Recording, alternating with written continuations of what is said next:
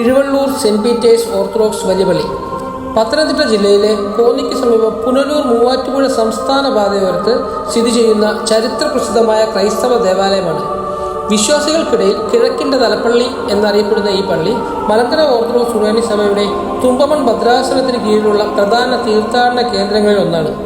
വിശുദ്ധ പത്രോസ് ശ്ലീഹായുടെ നാമത്തിലുള്ള ഈ പള്ളിയിൽ എല്ലാ വർഷവും ജൂൺ 29-ന് പത്രോസ് പൗലോസ് ശ്ലീഹന്മാരുടെ ഓർമ്മ പെരുന്നാൾ അതിവിപുലമായി ആഘോഷിക്കുന്നു.